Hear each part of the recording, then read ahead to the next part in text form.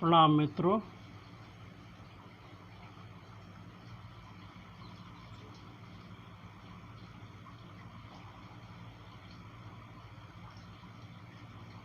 मैं आजकल देख रहा हूँ कि लोग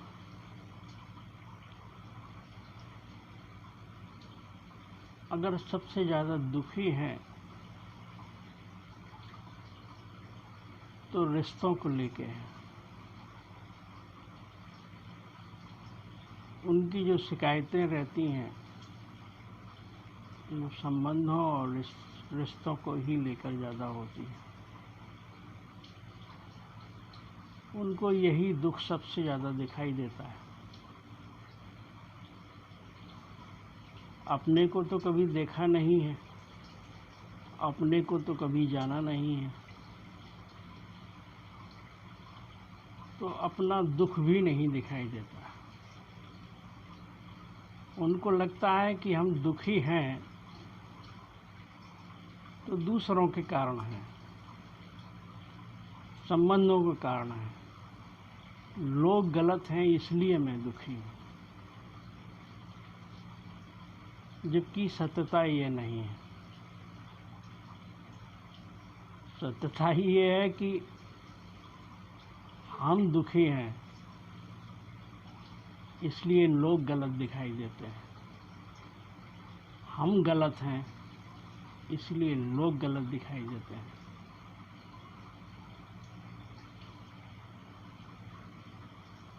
लेकिन ये कोई मानने को तैयार नहीं होगा।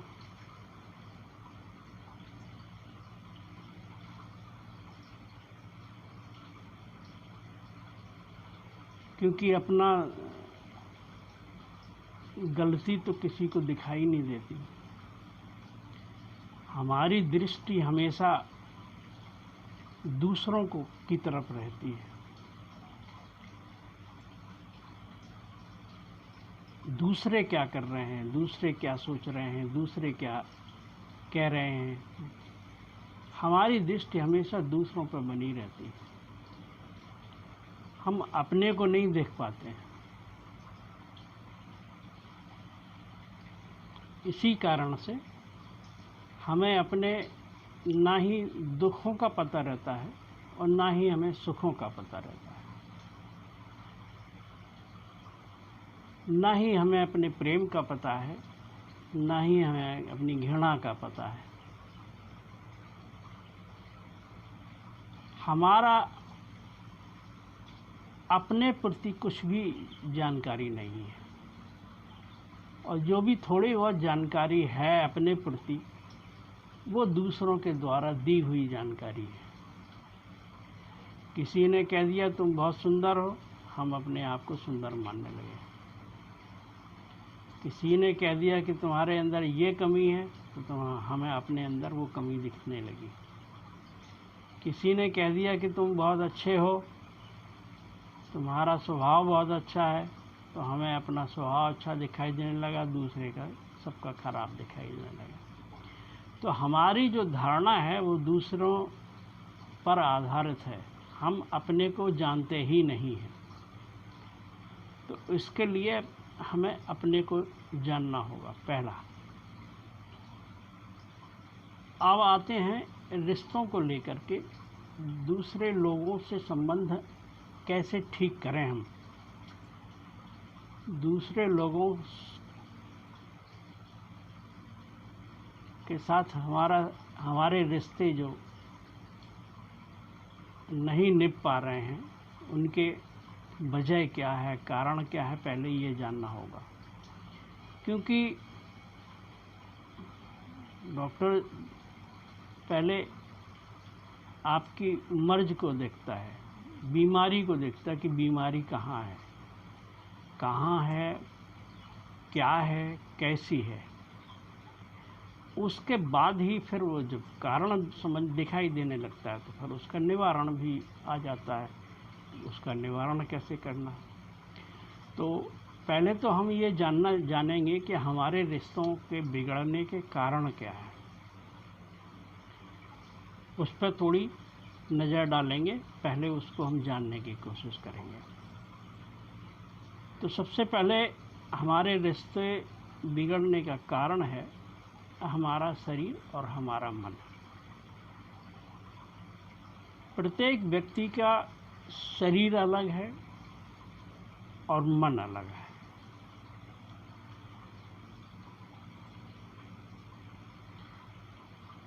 तो शरीर के अपने गुण धर्म हैं, शरीर में अपनी अलग अलग व्यक्ति के अंदर अलग अलग तरह की बीमारियां हैं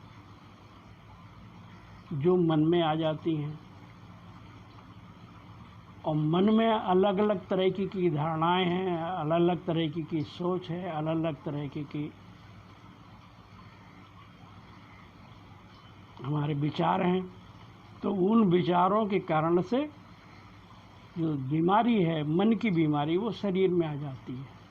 अगर शरीर अस्वस्थ है तो मन बीमार रहता है, और अगर मन बीमार है तो शरीर अस्वस्थ रहता है, और दोनों की बीमारी का परिणाम हमारे मन पर पड़ता है, जिससे हम अंदर अंदर हमारे भावों पर पड़ता है, अंदर हमारे भाव बिगड़ जाते हैं। अंदर से तो हम बीमार रहते हैं और बाहर से हम अच्छा और अच्छे बनने की कोशिश करते हैं। तो एक उड़ा हुआ व्यक्तित्व बन जाता है। अंदर हम कुछ और होते हैं, बाहर कुछ और होते हैं। तो लोगों को हम जो दिखाते हैं वो बाहरी चेहरा, एक नकाब ओढ़ा हुआ है, एक चेहरा लगाया हुआ चेहरे के ऊपर, वो चेहरा हम दिखाने की कोशिश करते हैं लोगों को, जबकि अंदर वास्तविकता में हम कुछ और ही होते हैं।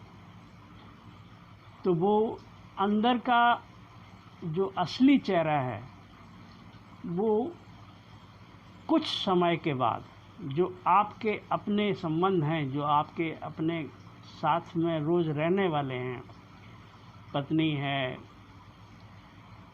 बेटा है, भाई बहन, माँ बाप, उनके सामने वो जो तुम्हारा असली चेहरा है वो दिखने लगता है उनको। वो जानने लगते हैं कि तुम जो कह रहे हो ये तुम नहीं हो, तुम अंदर से कुछ और हो। असलियत उनको पता लग जाती है। कुछ समय के बाद सबको पता लग जाएगी जो साथ में रहेगा। जो दूर के रिश्ते होते हैं, जो कभी कभार मिलते हैं, वो धोखे में रहते हैं, क्योंकि वो उतने ही समय के लिए मिलते हैं। तो आपका जो बनावटी चेहरा है वही वो जानते हैं। तो वो लोग आपकी तारीफ़ करेंगे, वो लोग आपको कहेंगे आप बहुत अच्छे हैं, क्योंकि वो जानते ही कितना है, वो जानते ही बहुत थोड़ा है। क्योंकि उनको आपने जो नकली चेहरा दिखाया है वही वो जानते हैं। वो थोड़े समय के लिए होता है। असली चेहरा तो आपकी पत्नी, आपके पति, आपका बच्चा, आपका बेटा, आपकी माँ, आपका भाई, जो साथ में रहते हैं वो जानते हैं तुम्हारा असली चेहरा क्या है।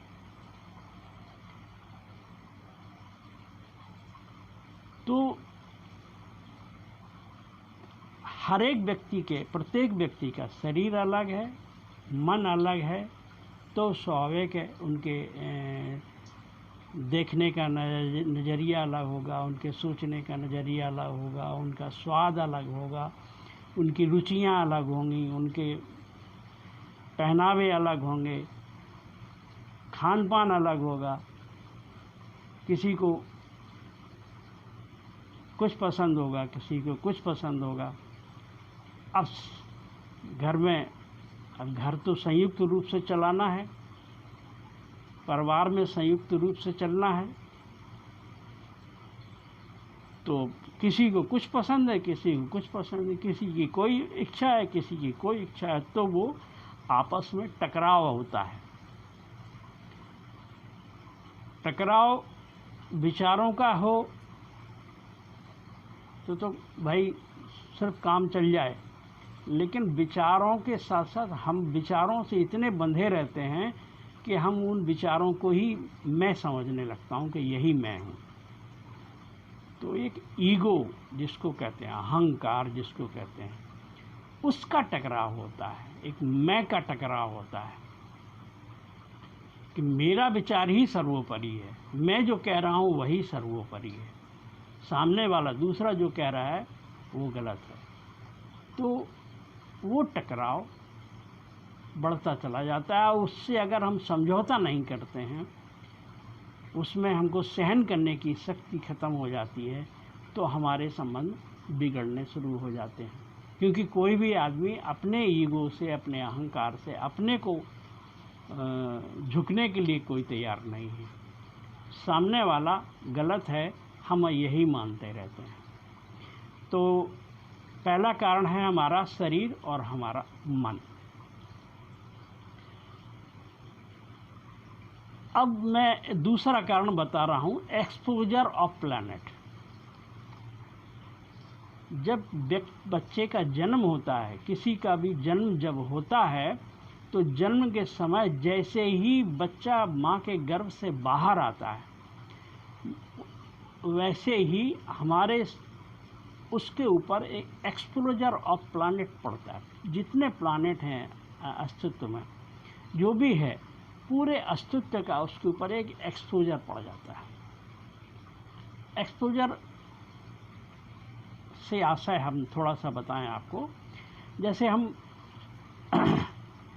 कैमरे से किसी की तस्वीर लेते हैं, तो कैमरे जैसे ही हम क्लिक करते हैं तो 1 सेकंड के लिए खाली वो ओपन होता है और बंद हो जाता है। उस 1 सेकंड में शरीर से जो रेज निकल रही हैं, वो रेज जाके कैमरे में अंदर प्रवेश कर जाती हैं, और अंदर जो रील है, जो नेगेटिव है, उसके ऊपर एक एक्सपोज पड़ जाता है, एक लाइट का प्रभाव पड़ जाता है, और उससे वो तस्वीर निर्मित हो जाती है। फिर वो नेगेटिव से आप पॉजिटिव बना लेते हैं। वो तस्वीर आप नहीं भी रहेंगे तब भी वो प्रमाण बनी रहेगी। वो तस्वीर हमेशा के लिए आपकी याददाश्त हो जाएगी। तो इसको कहते हैं एक्सपोजर। वो उस समय एक्सपोजर आपके शरीर का उस फिल्म पर पड़ गया, तो उसमें आपका वो जो शरीर का चित्र है वो समा गया है। ऐसे ही पूरे प्लैनेट्स सूर्य, चांद, तारे, बृहस्पति, मंगल, शनि, बुध, जितने भी प्लैनेट्स हैं उन सब का ही नहीं, और भी बहुत सारे असंख्य तारे हैं, उन सब का प्रकाश पड़ रहा है। तो जैसे ही बच्चे ने जन्म लिया, तैसे ही वो अस्तित्व के में जितना भी जो कुछ है, उस सब का एक्सपोजर उसके ऊपर बच्चे पे पड़ा। उस समय के अस्तित्व में जो ग्रहों की दशा थी, जो प्लैनेट्स की पोजीशंस थी, उनका जिस एंगल से थे वो, तो किस सबका अलग अलग प्रभाव है। वो सब प्रभाव बच्चे पे उस पे आ जाता है। उसके कारण से होता क्या है? उसके कारण से उसका स्वभाव निर्मित होता है। और वो, अब इसको और थोड़ा सा विस्तृत कर दें कि वो एक्सपोजर का चुनाव भी वो जीव ही करता है।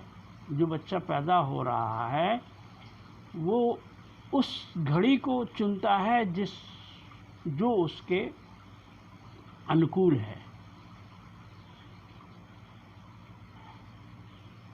तो उसी घड़ी में वो अस्तित्व में आता है।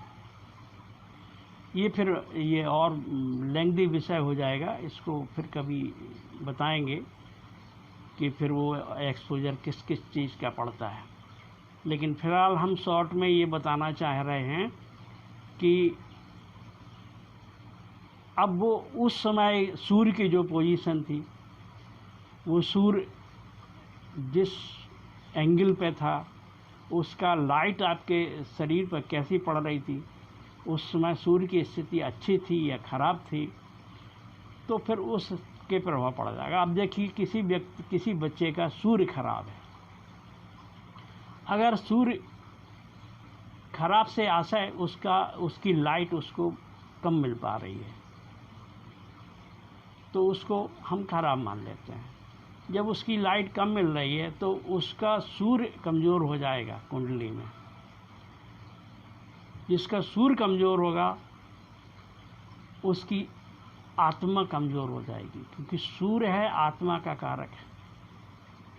उसकी चेतना कमज़ोर होगी, आत्मबल कमज़ोर हो जाएगा। वो नमक ज़्यादा खाने लगेगा, वो देर से सो के उठने लगेगा, वो उगते सूर्य को कभी वो जल्दी ही देख ही नहीं पाएगा। उसके पिता से संबंध कभी ठीक नहीं हो सकते, क्योंकि सूर्य पिता का कारक भी है। तो वो सूर्य का प्रभाव उसकी पूरी लाइफ पर पड़ेगा। उसके सोचने का ढंग, उसके जीने का ढंग, सब कुछ अलग अलग हो जाएगा। ऐसे ही अगर किसी का चंद्रमा खराब है,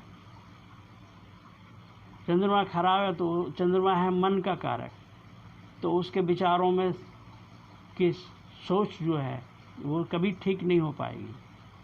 उसके विचार उतने स्ट्रॉन्ग नहीं हो पाएंगे, वो अपनी बात को उतने अच्छे ढंग से नहीं रख पाएगा। वो अपने माँ बाप, उसकी माँ के संबंध ठीक नहीं रहेंगे। जिसका चंद्रमा ठीक नहीं है उसके माँ के संबंध खराब हो जाएंगे। पानी का कारक है चंद्रमा। हमारे शरीर में 70% पानी है।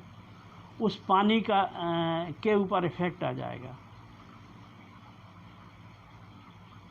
तो ये, और जिसका मन कमज़ोर है, जिसके विचार ठीक नहीं रख पा रहा, अपनी बात को नहीं कह पा रहा, सही ढंग से सोच नहीं पा रहा है, स्वाभाविक उसको मानसिक बीमारियां हो जाएंगी, डिप्रेशन हो जाएगा और बहुत सारी बीमारियां हो जाएंगी।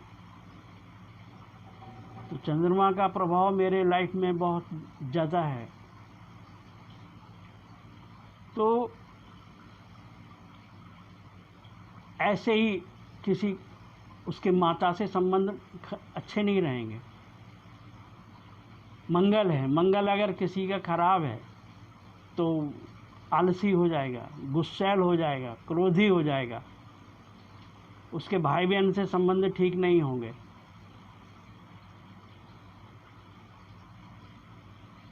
काम करने में मन नहीं लगेगा, जहाँ भी काम करेगा वहाँ लड़ भिड़ के आ जाएगा।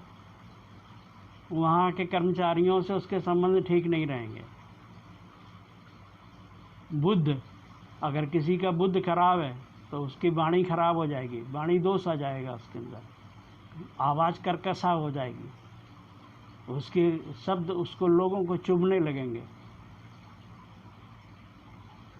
बुद्धि कमज़ोर होगी, ज़्यादा सोच विचार नहीं कर सकता है, ज़्यादा अच्छे निर्णय नहीं ले सकता है। बुद्ध अगर कमज़ोर है तो,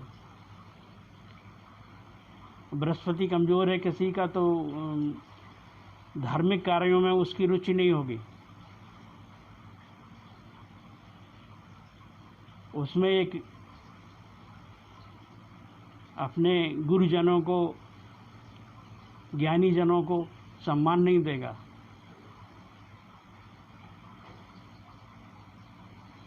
बृहस्पति अगर ज़्यादा स्ट्रांग होगा तो फिर नेतृत्व की क्षमता आ जाएगी, उसमें फिर नेतागिरी के गुण आएंगे, लीडरशिप के गुण आ जाएंगे।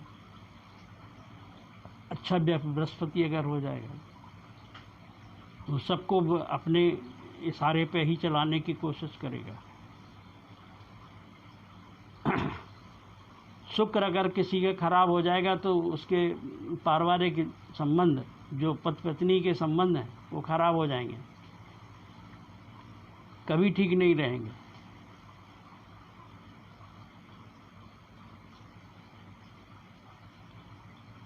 स्त्रियों को उतना सम्मान नहीं दे पाएगा।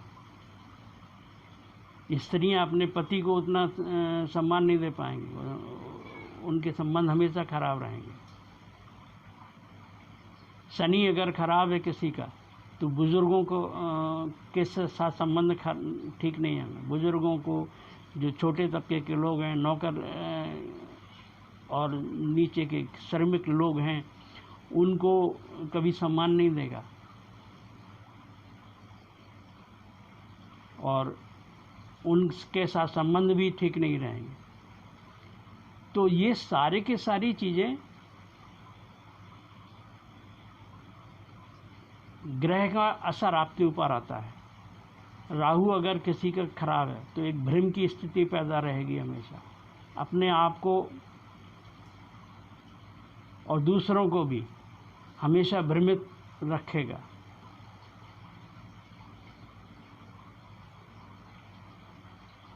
तो इन ग्रहों का असर उसके पूरे मन पे पड़ेगा, उसके स्वभाव पे पड़े, उसके जीवन पे पड़ेगा, तो उसके सोचने का ढंग, उसके जीने का ढंग सब कुछ अलग होगा। इनका असर संबंधों में आएगा। हमारा सोचने का ढंग कुछ और है, हमारे जीने का ढंग कुछ और है, हमारे अंदर से जो,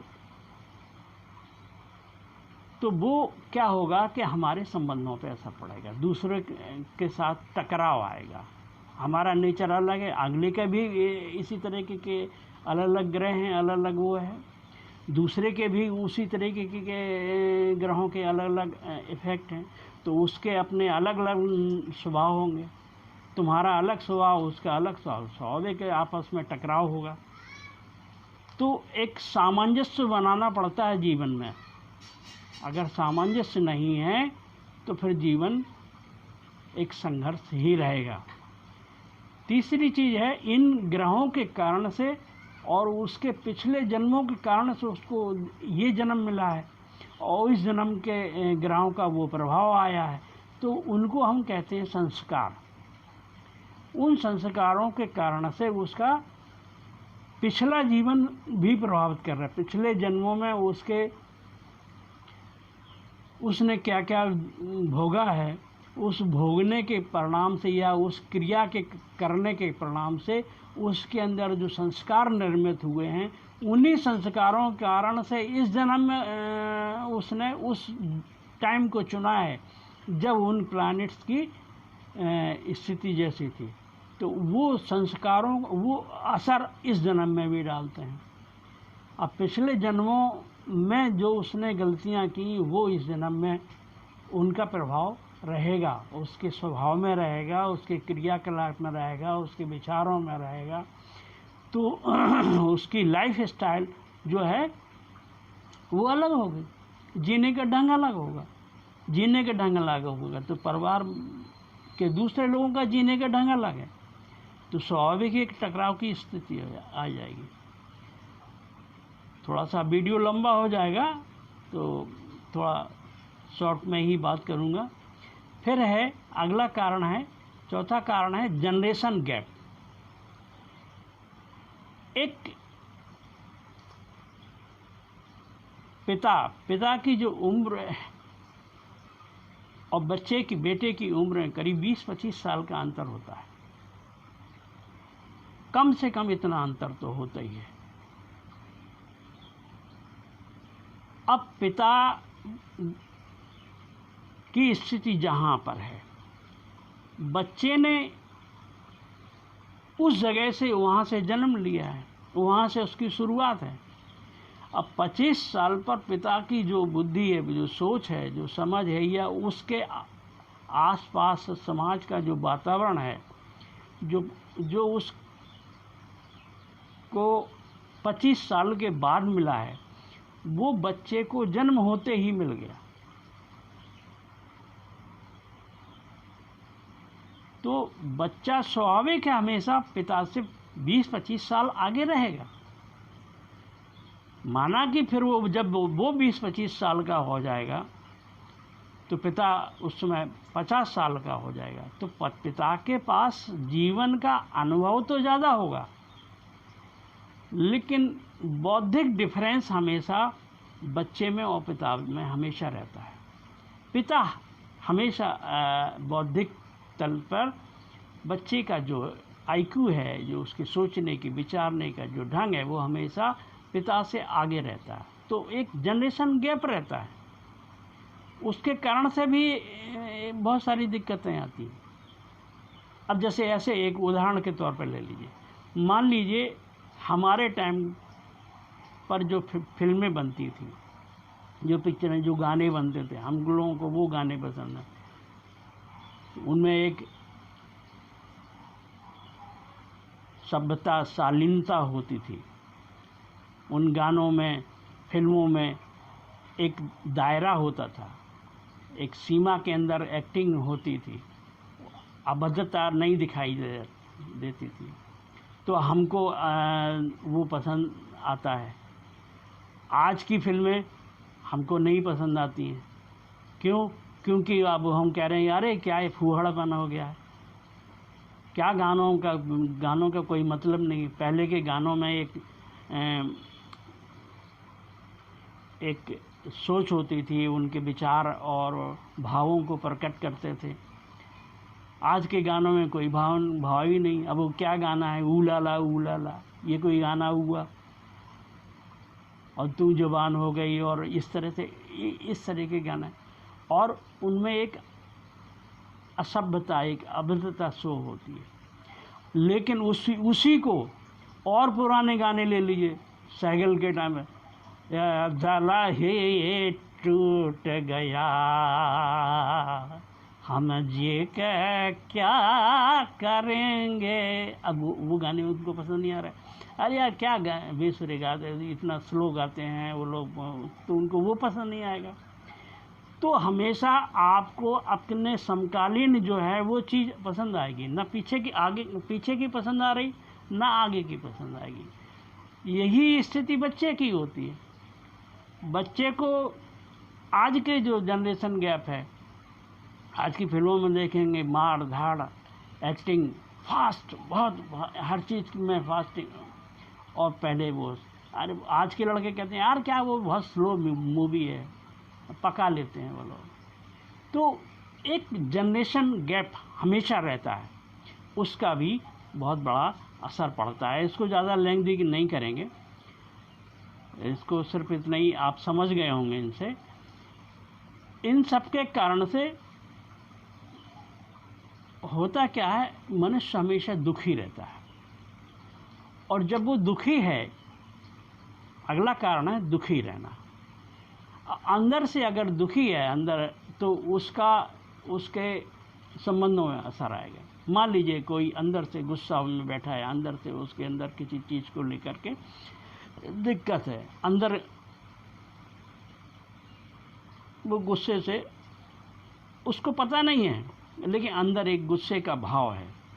अब उसका बेटा आया या पड़ोस की कोई आया, किसी ने कुछ पूछ दिया, तो जो जवाब देगा उसका जवाब में झुंझलाहट होगी, चिड़चिड़ापन होगा, उसका जो जवाब होगा वो सही नहीं होगा। मान लीजिए बच्चे ने कहा कि वो क्या नाम, पापा आज फीस जमा करनी है। अरे जमा कर देंगे, कहीं भगे जा रहे हैं क्या, अभी टाइम अभी हो जाएगा, ठीक है। और ये चूँकि अंदर से उसके गर्मी थी, क्रोध था, उसका असर बच्चे पे पड़ गया, आपने गलत ढंग से जवाब दिया। यही अगर आप प्रेम से भरे हैं, आनंद से भरे हैं और शांत हैं, बच्चे ने कहा पापा फीस जमा करनी है। हाँ बेटा फीस जमा हो जाएगी, कितनी फीस है, चलो हम आ जाते हैं आपके स्कूल में, वहाँ जाके जमा कर देंगे। तब उसका व्यवहार अलग हो जाएगा। तो जब हम अंदर से दुखी हैं, अंदर से हर आदमी दुखी है, परेशान है, चिड़चिड़ा है, तो उसके संबंधों पे असर आएगा, उसके बात करने का ढंग अलग हो जाएगा, उसके जीने का ढंग अलग हो जाएगा, उसके आस पड़ोस जो भी संबंध हैं वो उस ढंग से वो व्यवहार करेगा अपना। एक तीसरी, एक अगला 5वां पॉइंट लेते हैं, मोबाइल का ग्लोबलाइजेशन। आज टेक्नोलॉजी इतनी आगे बढ़ गई है। पहले क्या होता है कि हम अपने देश को, अपने समाज, अपने हिस्से को ही पूरी तरह से नहीं जान पाते थे। मोबाइल की वजह से पूरी दुनिया मेरी मुट्ठी में आ गई है। ऑल ओवर वर्ल्ड की जो सभ्यताएं हैं वो सब हमारे हाथ में है, मेरे सामने है। मैं अपनी ही सभ्यता को नहीं जान रहा हूँ, मैं अपनी ही फिल्मों को नहीं देख पा रहा हूँ, मैं विदेशी फिल्मों को भी देख रहा हूँ, विदेशी लोगों के जीने के ढंग को भी देख रहा हूँ, विदेशी समाचार सुनने को मिल रहे हैं।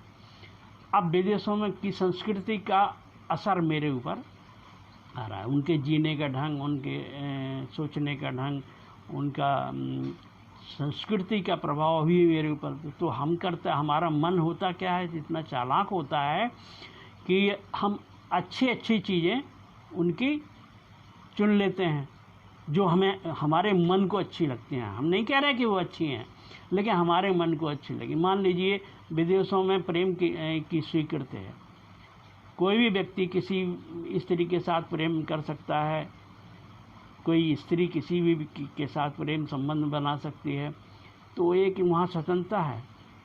लेकिन उस स्वतंत्रता में दोनों की स्वतंत्रता है, दोनों एक दूसरे को बाधा नहीं। लेकिन अब हम करते क्या हैं, अब हम अपने जीवन में यहाँ भी वही चीज़ लागू करने लगते हैं। हम भी अपने उस प्रेम की स्वतंत्रता को लागू करने लगते हैं, हम भी किसी से भी प्रेम में पड़ने लगते हैं। और जो स्वाभाविक है, प्रेम हमारा स्वभाव है, तो जो हम किसी के प्रेम में पड़ने लगते हैं तो हमको तो अच्छा लगता है, लेकिन जब हमारी पत्नी किसी के प्रेम में पड़ेगी तो हमको अच्छा नहीं लगेगा। तो हम यहाँ पर हमारे संस्कार काम करने लगते हैं। तो एक दोहरी संस्कृति में जीते रहते हैं। अपनी संस्कृति, अपने संस्कार तो पीछे काम कर ही रहे हैं। जो जीवन में सीखा है, जो पिछले जन्मों में सीखा है, जो हमारी संस्कृति है, वो उसके संस्कार भी हैं, वो आड़े आते रहते हैं। आप अंदर से दूसरे हैं, ऊपर से दूसरे बनने की कोशिश करते हैं, बाहर की संस्कृति को भी आप ले रहे हैं और तुम्हारी संस्कृति भी एक घालमेल, एक गड़बड़ हो जाता है। उसके कारण से भी संबंध हमारे खराब हो रहे हैं। तो ये तो रहे कारण। अब वीडियो ज़्यादा बड़ा हो रहा है तो ज़्यादा उसको विस्तार न करते हुए हम निवारण पर आते हैं। निवारण में सब कैसे इससे हम छुटकारा पाएंगे, इन संबंधों को खराब होने से कैसे बचाएं। तो सबसे पहला तो कि जब भी किसी से कोई संबंध बिगड़ रहा है, किसी से कोई बहस हो रही है, किसी ने कुछ कह दिया है, आपको जो दिक्कत हो रही है, उस दिक्कत का एक सबसे बड़ी बात है, एक हमेशा एक दृढ़ निश्चय रखो कि हमें तुरंत उसका कोई जवाब नहीं देना है। बहुत बड़ी चीज़ है ये। अगर ये आपके जीवन में आ गया तो पूरी लाइफ चेंज हो जाएगी।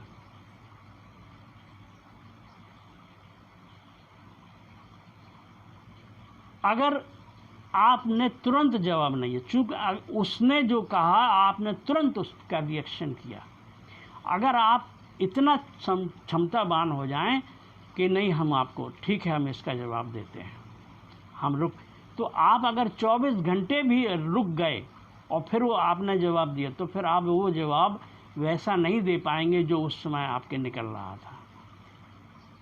तब तक परिस्थितियां बदल जाएंगी, तब तक चंद्रमा की स्थिति बदल जाएगी, आपके मन के विचारों की स्थिति बदल जाएगी, आपका सोचने का ढंग बदल जाएगा। तब तक आप हो सकता है अपनी गलतियां भी पकड़ लिए होंगे, सामने वाले की तो है। तो आप फिर आपका जो जवाब होगा, पहली बात तो या तो ये देंगे ही नहीं, और देंगे तो बहुत शालीन जवाब देंगे। तो पहला क्या करना है कि तुरंत जवाब ना दें।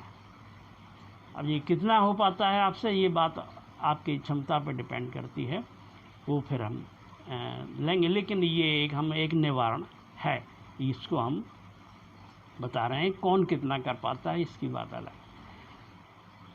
दूसरी कारण निवारण का तरीका है कि हम किसी भी गलती को, किसी भी जो हमारे संबंधों में गड़बड़ी आ रही है उस पर विचार करेंगे तो अपने ही गलती ढूंढने की कोशिश करें।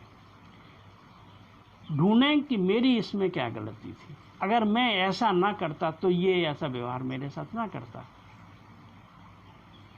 तो जब आप अपनी गलती ढूंढ लेंगे कि मैंने ऐसा किया है, अगर मुझे ऐसा नहीं करना चाहिए था, तो अपनी गलती को ही हमेशा ढूंढने की कोशिश करें।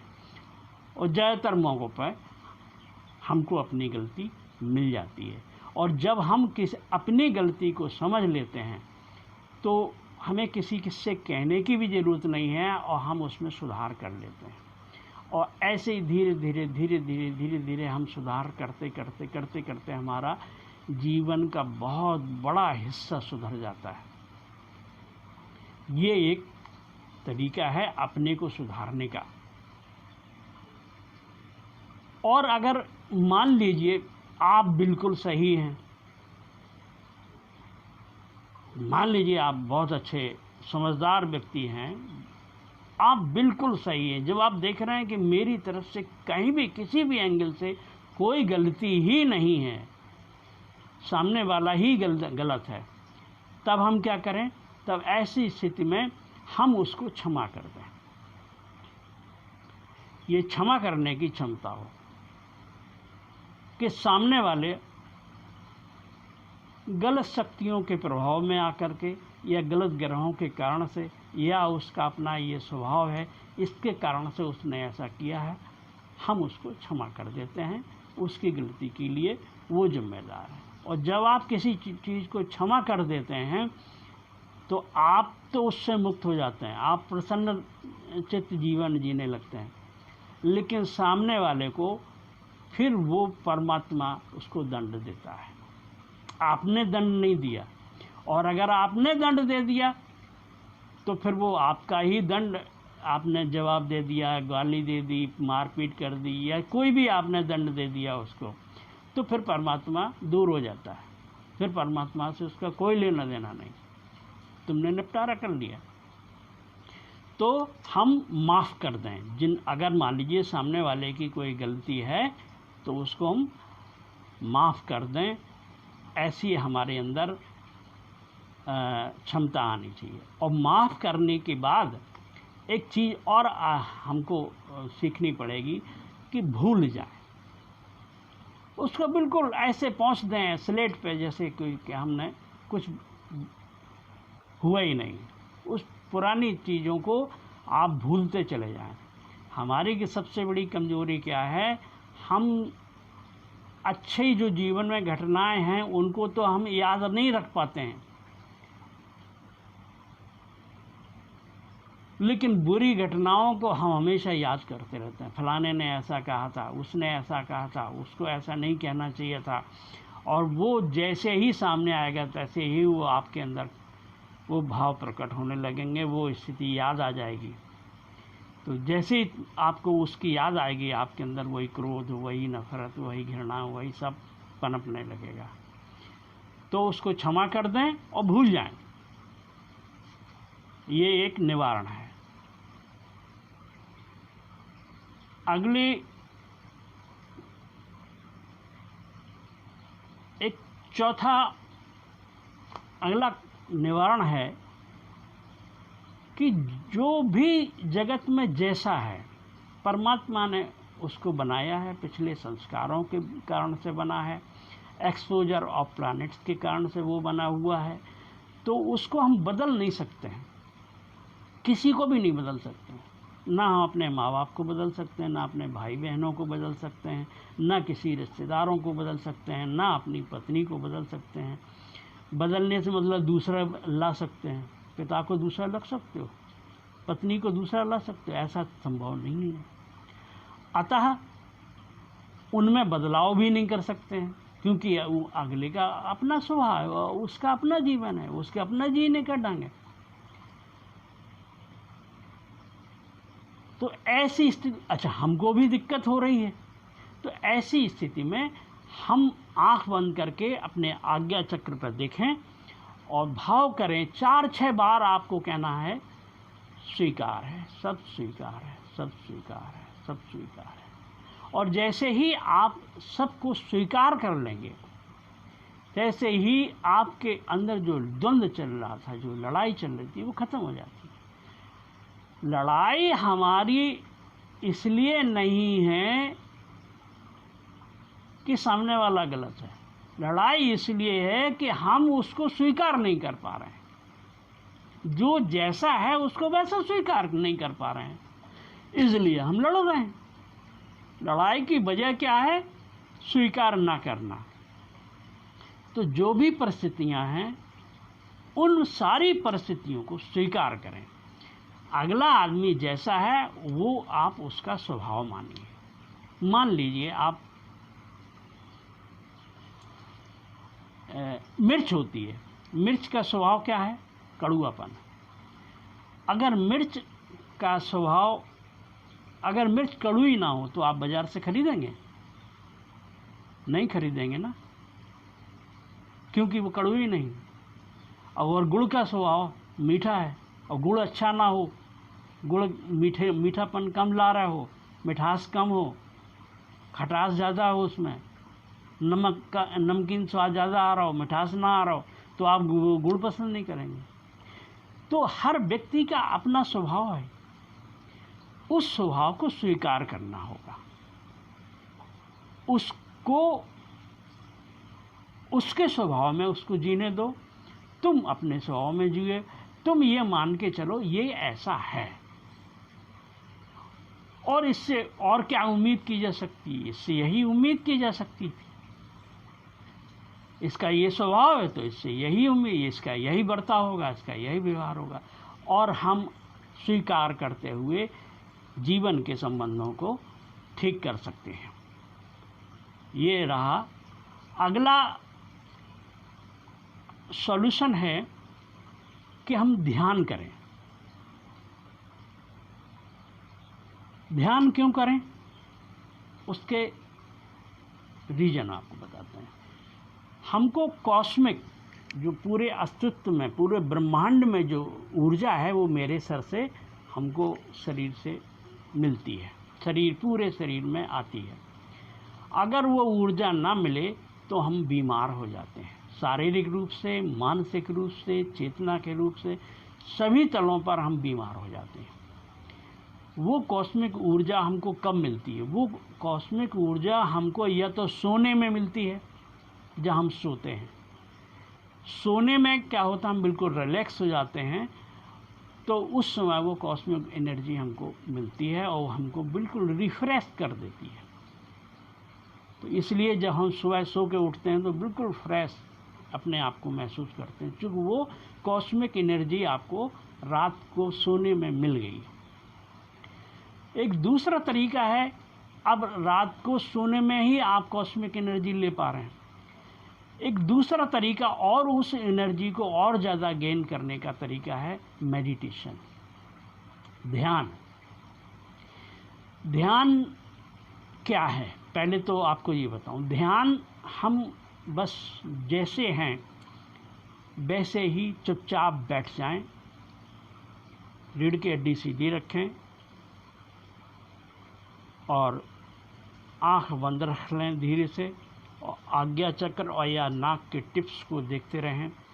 और जो भी हो रहा है शरीर में, जो हो रहा है उसको देखना है। उसको अंदर देखने से मतलब उस पर उसको जानते रहें। विचारों में जो हो रहा है उसको जानते रहें। आपके भाव में जो हो रहा है उसको जानते रहें। जब आप इसको जानते रहेंगे तो धीरे धीरे आपके विचार शांत होने लगेंगे, आप शांत होने लगेंगे, आपका शरीर शांत होने लगेगा, मन शांत होने लगेगा, भाव शांत होने लगेगा। धीरे धीरे आप चेतना को जानने लगेंगे और वो कॉस्मिक एनर्जी की मात्रा बढ़ती चली जाएगी और आप शांत रहेंगे। जितना ज़्यादा से ज़्यादा कॉस्मिक एनर्जी आप गेन करेंगे, उतनी ज़्यादा से ज़्यादा आप शांत रहेंगे। जो उस शांत रहने में और कॉस्मिक एनर्जी में एक दूसरी घटना घटती है। घटना क्या घटती है कि आपका अहंकार विलीन होने लगता है, आपका अहंकार क्षीण होने लगता है, आपका अहंकार कम होने लगता है। जब आपका अहंकार कम होने लगता है तो उसका संबंधों में असर दिखने लगता है। अहंकार कम होगा तो आप लड़ाई झगड़ा कम करेंगे, पीछे हट जाएंगे, सामने वाले को छोड़ देंगे उसके हाल पर, तो उसका असर आपकी लाइफ में पड़ेगा। तो करना क्या है, अगला सॉल्यूशन है कि आपको ज़्यादा से ज़्यादा समय निकाल करके दिन में कम से कम अगर कुछ नहीं तो 1 घंटे तो आपको ध्यान करना ही चाहिए। अगला सॉल्यूशन है प्रेम का ना होना। हमारे संबंधों में प्रेम है नहीं, हम प्रेम जानते ही नहीं, और जो भी हम जानते हैं वो एक मोह है। मोह है साथ रहने के कारण से, खून के संबंधों के कारण से एक लगाव बन जाता है, एक मोह बन जाता है, उसको प्रेम समझते हैं, सोचते हैं कि ये मेरे प्रेम है। आप अपने बेटे को प्रेम इसलिए नहीं कर रहे हो कि आप प्रेम करते हो, इसलिए कर रहे हो कि वो आपका बेटा है। आप माँ बाप को प्रेम इसलिए कर रहे कि वो आपके माँ बाप हैं। तो ये मेरा घर, मेरे माँ, मेरे बाप, मेरी बहन, मेरा भाई, मेरा बेटा, ये मेरे का फैलाव है, इस मोह है। इस मोह को हम प्रेम समझ रहे हैं, जबकि प्रेम ये नहीं है। अगर मान लीजिए हमको किसी तरह से ये पता चल जाए ये बेटा मेरा नहीं है, आपका मोह खत्म हो जाएगा, आपका सब क्षीण हो जाएगा और आपका उसी बेटे से संबंध बिगड़ जाएंगे, उसी बेटे को आप नफरत करने लगेंगे। तो मैं और मेरे के संबंध हैं, मेरे के कारण से वो हमें प्रेम समझ में आ रहा, प्रेम है नहीं, इसको हम मोह कहते हैं। प्रेम की घटना ही अलग है। प्रेम की घटना तो जब आप अहंकार शून्य हो जाएंगे तब वो घटता है। तब अहंकार जब शून्य हो जाएंगे तब चेतना सिर्फ बचेगी, ना ये शरीर बचेगा, ना विचार बचेंगे, ना मन बचेगा, ना भाव बचेगा, सिर्फ चेतना बचेगी। उस चेतना का स्वभाव है प्रेम, उस चेतना का स्वभाव है आनंद। तो हम क्या करें? एक तो ध्यान से मैंने कहा अहंकार कम होगा, चेतना की स्थिति बढ़ेगी, कॉस्मिक एनर्जी की स्थिति बढ़ेगी, आपका शरीर शुद्ध होगा, मन शुद्ध होगा और आपका प्रेम बढ़ेगा। जब आपका प्रेम बढ़ेगा तो उसका संबंधों में असर दिखेगा। तो वो असर क्या करें? आप प्रेम मांगे नहीं।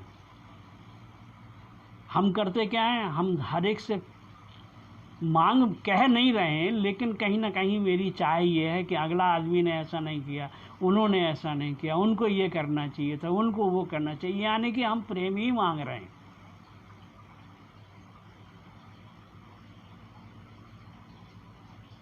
हम प्रेम मांगना बंद करें। प्रेम मांगने की चीज़ है ही नहीं। प्रेम मांगने से एक तो ये शो हो रहा है कि आपके पास भी प्रेम नहीं है। हम मांगते किस चीज़ को है जो हमारे पास नहीं होती है। तो ये साबित कर रहा है कि आपके पास प्रेम नहीं है। तो प्रेम मांगे नहीं। जो भी थोड़ा बहुत भी कभी आपको एहसास प्रेम का हुआ है किन्हीं क्षणों में, वो है तो कुछ ना कुछ आपके, चाहे भले ही अति न्यून ही सही, उसको हम बांटने की कोशिश करें। प्रेम हम दें। क्या अगला सूत्र क्या हुआ कि हमको प्रेम लोगों को देना है बेशर्त, बिना ये चाहे कि अगला आदमी हमको लौटाएगा कि नहीं। हम प्रेम देना सीखें। साथ में एक कंडीशन लगा रहा हूँ, बेशर्त बदले में उससे कुछ भी प्रेम ना लौटे तो हमें उसकी कोई चिंता नहीं करनी। लेकिन हम करते क्या हैं कि हमने थोड़ा सा प्रेम दिखाया, उसके बाद हम उसे आंकना शुरू कर देते हैं। हम उसको तौलना शुरू कर देते हैं, हम उसको परीक्षा लेना शुरू करते हैं, हम उसको आजमाना शुरू कर देते हैं कि मैंने ये किया, अब देखें ये क्या करता है। ये सबसे बड़ी बीमारी है। इसका मतलब आपने प्रेम नहीं दिया, आपने बनावटी अपना चेहरा एक बना करके उसको कुछ करने की कोशिश की, प्रेम नहीं था। उसको हम व्यापार ही कहेंगे, बनियागिरी कहेंगे कि आपने कुछ दे दिया, आप बदले में कुछ चाहते हो। इसको एक उदाहरण से समझाएं। एक माँ कभी नहीं कहती है कि मैंने बच्चे को दूध पिलाया है, माँ बच्चे को दूध क्यों पिला रही है? बस बेटा है, दे रही है, देने का भाव है।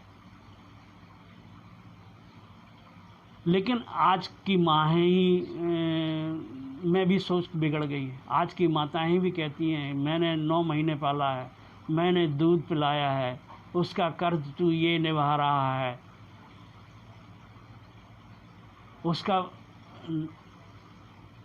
उसको वो ऋण की तरह से ले रही है। नहीं, ऋण नहीं है। माँ जो भी देती है बच्चे के लिए वो निस्वार्थ होता है, बदले में कुछ नहीं चाहती।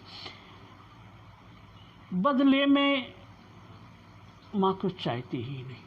ऐसे ही परमात्मा भी जो देता है, वो आपका परम पिता है, वो बदले में कुछ नहीं चाहता है। तो आप भी प्रेम दें, बदले में कुछ भी नहीं चाहना है ऐसा। और ना ही हम उसकी परीक्षा लें, ना ही हम उसको आजमाने की कोशिश करें। अगला एक सूत्र है, अगला निवारण का एक ढंग है। एक तो ये है हम प्रेम दें, अगला है कि हम अपने अब प्रेम देने में ऊर्जा खर्च हो, उस साथ में हम कोई भी अपने जीवन में ऐसा काम करें जो निष्काम हो।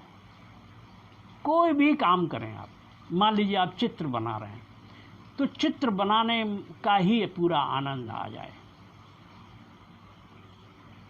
उससे कोई लेना देना नहीं। बनाते समय ही आपको जो बनाने से जो तृप्ति मिलेगी, जो आनंद आएगा, ऐसा निष्काम भाव से किसी काम को करें। मान लीजिए आप के शब्द अच्छे हैं, आप बोलना अच्छा जानते हैं, आप कुछ चीज़ बोलना शुरू करें, कुछ लिखना शुरू करें, कोई कविता लिखना शुरू करें। अपने आपके अंदर जो गुण हो उसको अभिव्यक्त करें और उसको निष्काम भाव से। या मान लीजिए कुछ नहीं है तो लोगों की सेवा करें निष्काम भाव से, बदले में कुछ नहीं। मान लीजिए उदाहरण के लिए सेवा ऐसी कि बदले में कुछ नहीं। मान लो आज सामने आपके आगे एक कोई व्यक्ति जा रहा है और चलता चला जा रहा, उसका छाता गिर गया, आप पीछे से आ रहे थे, आपने जो छाता उठा के उसको दे दिया। आपने बदले में ये भी नहीं सोचा कि ये हमको धन्यवाद दे, थैंक यू करे, कुछ नहीं। आपने उठाया, उसको दिया और आप आगे बढ़ गए। ये है निष्काम भाव। मान लीजिए कोई अंधा रोड क्रॉस नहीं कर पा रहा था, आपने उसका सहारा दे करके रोड, या किसी वृद्धा को आपने, किसी कमज़ोर व्यक्ति को आपने सहारा दे दिया और करके अपने भूल गए, तो होगा क्या इससे? इस करने से सामने वाला कुछ दे या ना दे, लेकिन आपके अंदर आत्म तृप्ति आएगी। हम आपको बताएं, एक छोटी सी घटना याद बताएं। मैं उस ज़माने की बात है, ये आज से 25-30 साल पहले की बात है। मैं स्कूटर से चलता था, मेरा स्कूटर पंचर हो गया था। तो स्कूटर का पंचर हम अपने दुर्गा मंदिर के पास एक दुकान थी, उस पर बनवा रहे थे। वहाँ बैठे थे तो एक बच्चा रोता हुआ जा रहा था सड़क पर, और वो ढूंढ रहा था, रो रहा था। तो वहाँ पर सब लोगों ने उस बच्चे को बुला लिया। हम लोग सब लोगों ने कहा बेटा क्या हो गया, क्या हो गया? मेरे पापा पापा ऐसे ऐसे कर रहा था और रो रहा था। तो हम लोगों ने उसको बैठा लिया, स्टूल पे बैठाया और उसको कुछ चॉकलेट वॉकलेट कुछ खाने को दिया, वो खाने में मस्त हो गया, भूल गया, बैठा रहा। अब कुछ लोग बोले कि क्या नाम, इसको पुलिस चौकी में दे दो, तो वहाँ पर जो भी आएगा ढूंढता ढांढता उसको ले ले। हमने कहा भी कुछ देर वेट कर लो, थोड़ी देर बाद पुलिस चौकी में देना, जब कोई रास्ता ना मिले तब जा कर के ये करना, अभी वेट करो, इसके माँ बाप भी ढूंढते हुए आएंगे कहीं ना कहीं। और वही हुआ कि थोड़ी देर के बाद एक व्यक्ति, मैं स्कूटर बन रहा, लेकिन मैं देख रहा हूँ रोड पे कोई कुछ ढूंढ तो नहीं रहा। एक व्यक्ति इधर उधर देख रहा है, इधर उधर देख रहा है, और कुछ बड़बड़ा सा इधर उधर ढूंढ रहा है। मैंने कहा भाई साहब आइए। बोले हाँ क्या ढूंढ रहे हैं? अरे यार मेरा बेटा। हमने कहा ये देखो। उसने बच्चे को देखा और गले से लगा लिया, अपने सीने से लगा लिया, प्रेम से भर गया, दोनों माँ बेटे। इस कृत्य के करने से मेरे अंदर एक आनंद की अनुभूति है कि मुझसे कुछ अच्छा हुआ। तो जब ये करने से इतना आनंद मिला निस्वार्थ भाव से, तो स्वाभाविक है जब भी आप किसी चीज के लिए कुछ भी करेंगे तो आप आनंद से भर जाएंगे। वो आनंद ही परमात्मा है। और जैसे ही आप निष्काम कर्म करते चले जाएंगे, आपका आनंद बढ़ता चला जाएगा, और जितना आनंद बढ़ेगा उतना ही आपसे काम और होगा।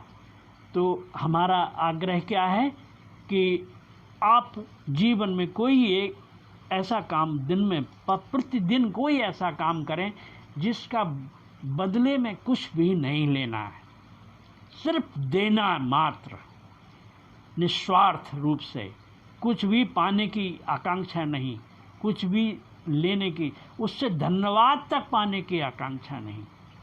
बस आप करिए तो आपका आनंद बढ़ेगा, और जितना ही आनंद बढ़ेगा उतना ही आप उसको बांटेंगे, और जितना ही बांटेंगे उतना ही आनंद और बढ़ता चला जाएगा।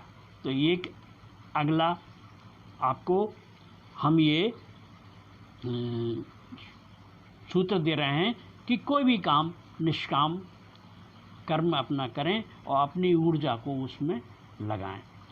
अगर आप उस निष्काम कर्म को नहीं करेंगे तो वो ऊर्जा फिर किसी ऐसे काम में खर्च होगी, चूँकि ऊर्जा अगर ऊपर नहीं उठ पा रही है तो वो नीचे बहना शुरू होती है, तो गलत कामों में चली जाएगी। अगला और सूत्र देंगे कि कोई भी व्यक्ति अगर आपसे रोने धोने की बातें करता है, हमेशा दुखी रोता रहता है, ऐसे व्यक्ति से संपर्क ही बंद करो, क्योंकि जैसा आपका संग होगा उसका असर आपके ऊपर, आपके जीवन पर जाने अनजाने पड़ेगा, क्योंकि उसकी एनर्जी, उसका ऑरा आपको प्रभावित करेगा। तो ऐसे लोगों से मिलना जुलना बंद कर दीजिए जो हमेशा दुखी रहते हैं, जो हमेशा रोते रहते हैं।